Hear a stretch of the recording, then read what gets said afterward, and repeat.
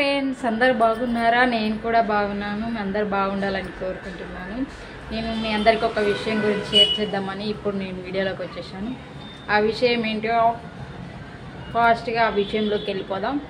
ఇప్పుడు కొత్తగా వచ్చేసింది కదా ఆధార్, అది రేషన్ కార్డ్స్ అప్లై చేసుకోవాలని.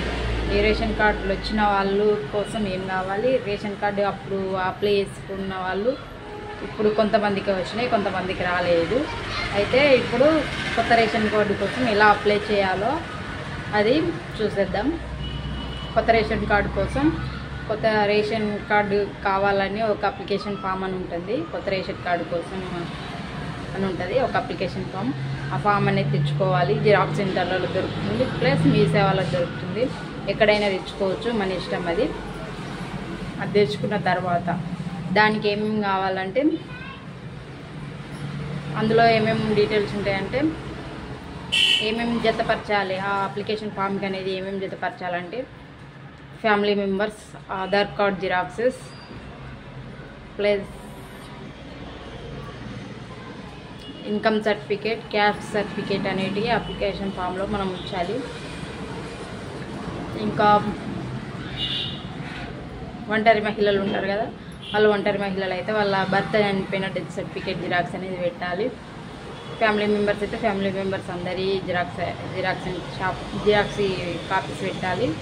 అందులో ఫస్ట్ మనకు క్యాస్ట్, ఇన్కమ్ సర్టిఫికేట్ అనేటివి కావాలి. వీటికి జత చేయాలంటే, అయితే వాటి కోసం ఏం చేయాలంటే, మళ్ళీ ఇంటర్నెట్ షాప్లోనైనా మీ సేవలోనైనా ఇన్కమ్ అవన్నీ అప్లై చేయడానికి అప్లికేషన్ ఫామ్స్ అనేవి మళ్ళీ సపరేట్ దొరుకుతాయి. క్యాస్ట్, ఇన్కమ్ సర్టిఫికేట్స్ అప్లై చేయడానికి వాటిని తీసుకొని అందులో మనం అప్లై చేసుకోవాలి.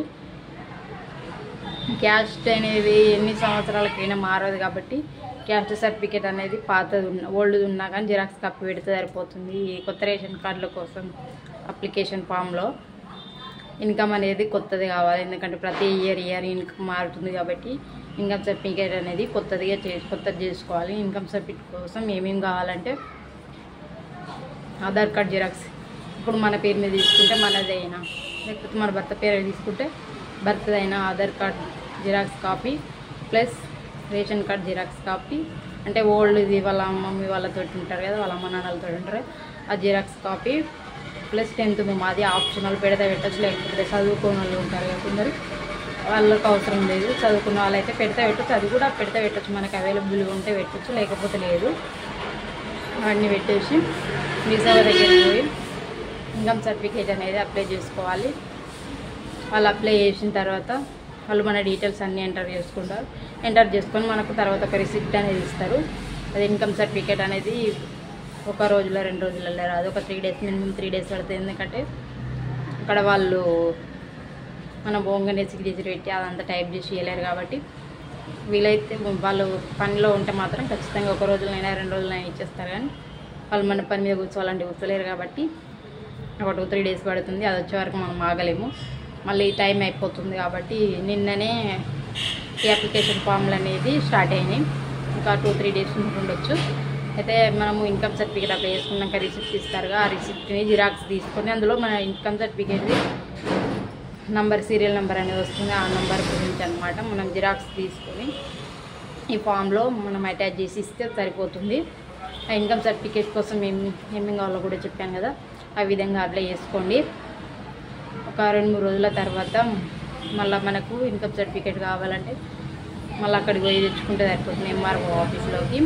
ఈ అప్లికేషన్ ఫామ్ అనేది ఎవరికి ఇవ్వాలంటే, ఈ అప్లికేషన్ ఫామ్ గ్రామ పంచాయతీలో ఉండే సిఏ మేడంలు అని ఉంటారు, ఆ మేడంకి ఇస్తే సరిపోతుంది. వాళ్ళు తీసుకుంటారు, వాళ్ళు అక్కడ పైన ఆన్లైన్ చేస్తారు. ఆన్లైన్ చేస్తే మనకు ముందు తర్వాత మనకు కొత్త రేషన్ కార్డు అప్లికేషన్ కోసం మీ ఫామ్ అనేది ఓకే చేసి రేషన్ కార్డు అనేది ప్రొవైడ్ చేస్తారు.